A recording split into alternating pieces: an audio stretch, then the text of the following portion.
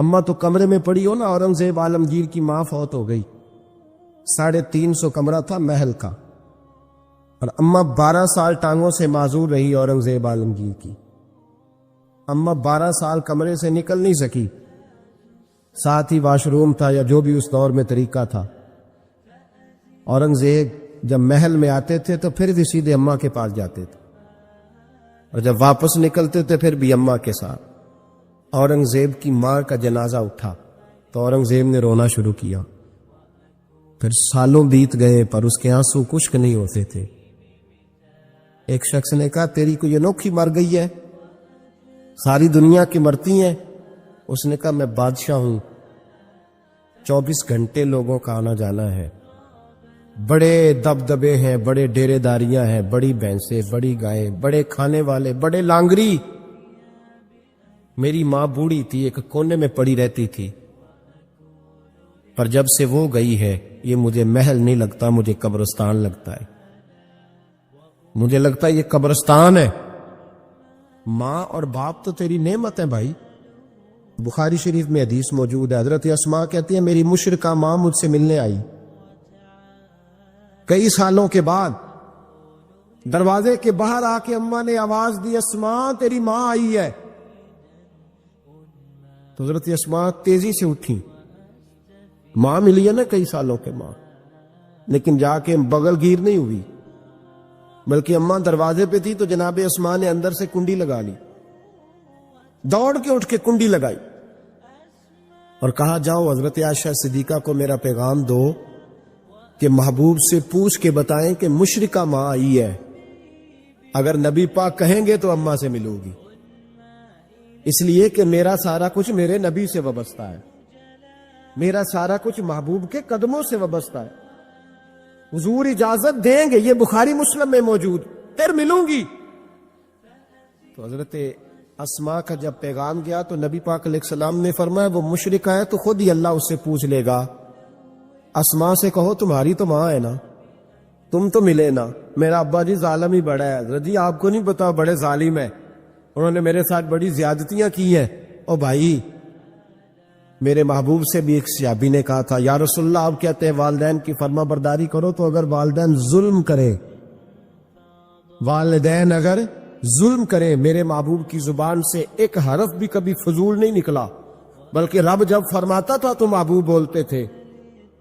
اس نے ایک دفعہ کہا حضور اگر والد ظلم کرے، نبی پاک نے 3 دفعہ فرما او یظلمو او یظلمو او یظلمو، اگر وہ ظلم بھی کرے ظلم بھی کرے ظلم بھی کرے تو پھر بھی تو نے ماں باپ کی فرما برداری کرنی۔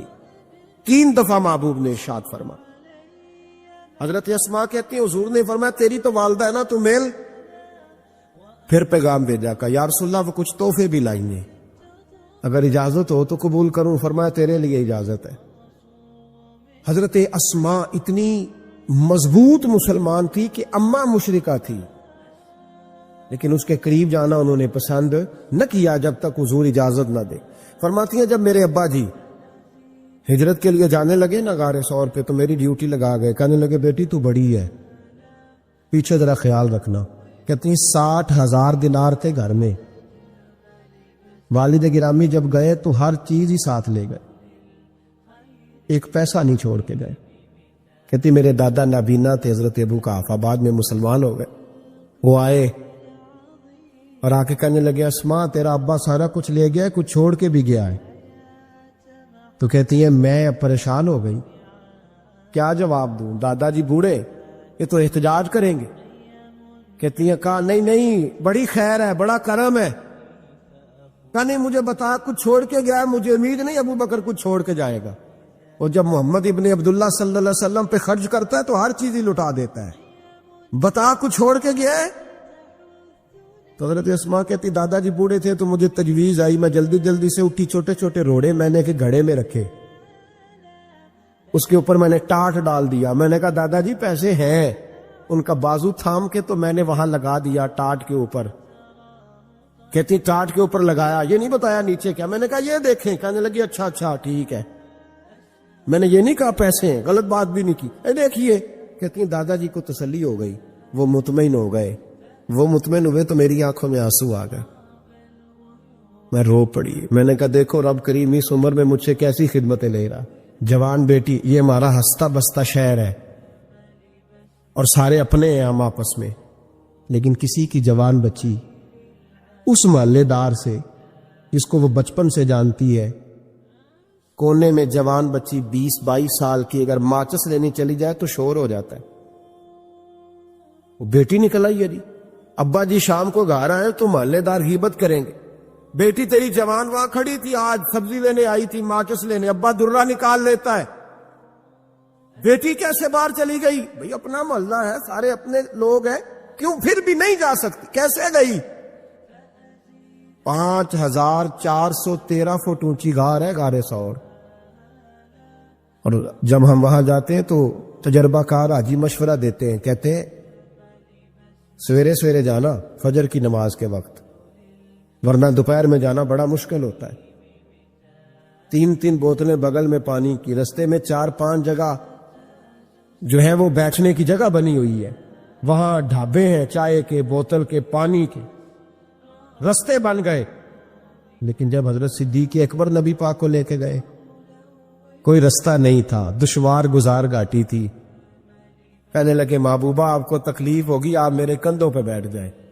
پبا پہاڑ قدم نہیں جے لاؤندا تے سور پہاڑ تے چڑھیا جاندا، او پیا جاندا جے یار نبی دا، اے اصلی دلدار نبی دا.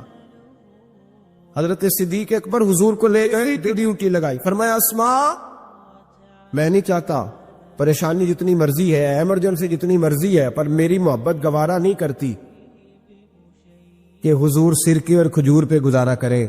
بیٹے تازہ کھانا پکا کے پہنچانا ہے. 5413 فٹ اونچی غار اور دن کو ڈر آئے. حضرت اسماء کہتی میں روز تازی روٹی پکاتی، کھانا تیار کرتی، جب دنیا سو جاتی تو میں پہنچا کے آتی. کون؟ حضرت ابوبکر صدیق کی محبت کا اندازہ کرے گا، کون اس گہرائی تک جائے گا. حضرت اسماء کہتی ایک دن کپڑا ہی کوئی نہیں تھا گھر میں، عورتیں نا سینہ بند باندھا کرتی تھی، عرب کے لوگ کھلے کپڑے پہنتے تھے تو کمر بند باندھتی تھی، اسے نتاق کہتے تھے.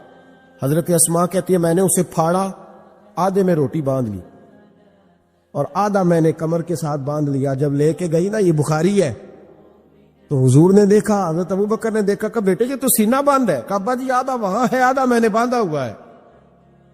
تو محبوب نے فرمایا تو ذات النطاقین ہے، تو 2 کمر بند والی ہے. فرماتی ہے میرا نام ہی پڑ گیا اس سے، 2 کمر بند والی. حضرت اسماء روز کھانا پہنچاتی، محبت بڑے امتحان لیتی ہے. کہتی ہے میں بڑے وقار والے گھر کی مالک تھی، میرے والد قبیلے کے سردار تھے، کاروبار کرتے تھے تو دولت بھی میں نے ہمیشہ دیکھی تھی، کسی کی طاقت نہیں تھی بری نظر سے دیکھ سکے. لیکن حضرت اسماء کہتی ہیں رب کریم نے ہم سے آزمائش لی.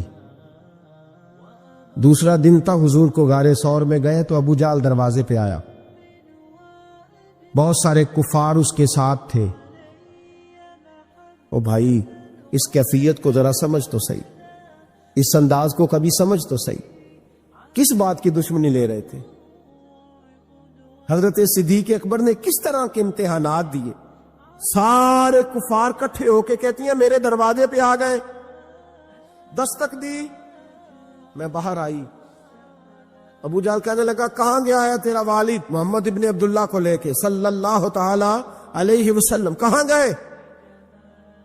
جناب اسماء کہتی ہیں اب میرے لیے بڑی مشکل ہو گئی، جھوٹ بولتی ہوں تو شریعت نہیں بچتی، سچ بتاتی ہوں تو وفا نہیں بچتی، کدھر جاؤں؟ کہتی ہیں پیروں میں زنجیریں ہیں، غلط بات کیسے کروں؟ اس نے پھر پوچھا، بولتی کیوں نہیں، کہاں گئے؟ میں خاموش تھی. تیسری بار پھر پوچھا کہاں گئے ہیں وہ؟ جناب اسماء کہتی ہیں میں نے فیصلہ کر لیا، شریعت بھی بچانی ہے، وفا بھی بچانی ہے، دونوں چیزیں بچیں گی. بولو کہاں ہے؟ یہاں تو لوگ مردوں کے دین کے لیے نہیں ڈٹتے اور 1 منٹ کے لیے بھی عقیدے پر مسلک پر ڈٹنے کو تیار نہیں ہوتے. لوگ دیکھتے ہیں مجلس کس طرح کی، اس طرح کا رنگ اختیار کر لیتے. جناب اسماء ڈٹ گئی، جناب صدیق اکبر کی صاحبزادی، اور کہتی ہے ابو جہل نے جب کہا نا بتا کہاں ہے، فرماتی ہیں پتہ نہیں خدا نے مجھے کتنی قوت عطا فرمائی. میں بولی اور بول کے کہا میں ابو بکر صدیق کی بیٹی ہوں, میں جھوٹ نہیں بول سکتی. کہنے لگی ابو جہل سن, مجھے پتا ہے وہ دونوں کہاں ہیں اور میں تمہیں بتاؤں گی کوئی نہیں. مجھے پتا ہے پر میں تمہیں وہ ہلکا یارا تو بریشم کی طرح نرم, رزم حق کو باطل ہو تو فولاد ہے مومن. پتا ہے مجھے وہ کہاں ہے, پر جرت ہے تو پوچھ کے دکھا.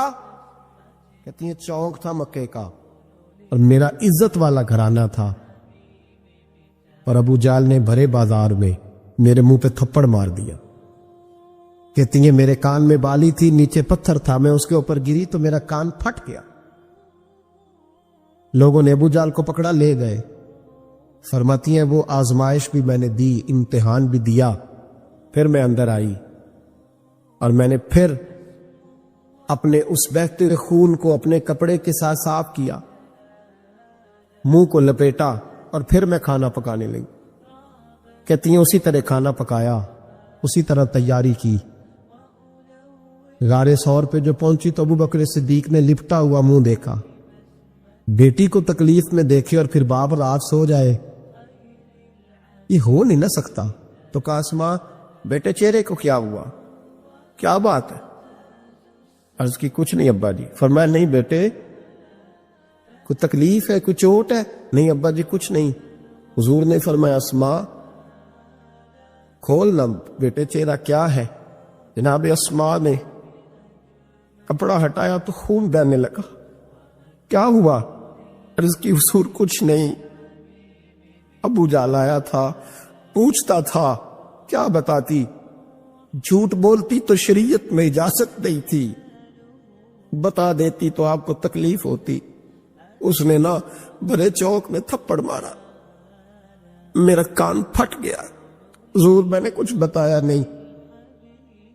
نبی کریم سید عالم علیہ الصلوۃ والسلام کے ہاتھ اٹھے اور عجیب دعا دی حضور نے. کہا اللہ میں ابو بکر سے اور اس کے گھر سے راضی ہوں, تو بھی ان سے راضی ہو جا. حضرت اسما بنت ابی بکر صدیق رضی اللہ تعالی فرماتی اس انداز میں قربانیاں دیں. پھر ایک وقت آیا, فرماتی ہے میرے گھر میں دولت تھی, مال تھا, میں نے بڑا کچھ دیکھا تھا, لیکن میرے لیے رشتہ آیا نبی پاک پھوپھی کے بیٹے کا, حضرت زبیر بن عوام. یہ حضور کی پھوپھی کے بیٹے بھی ہیں اور جو 10 صحابہ کو حضور نے جنت کی بشارت دی اس میں بھی شامل ہے.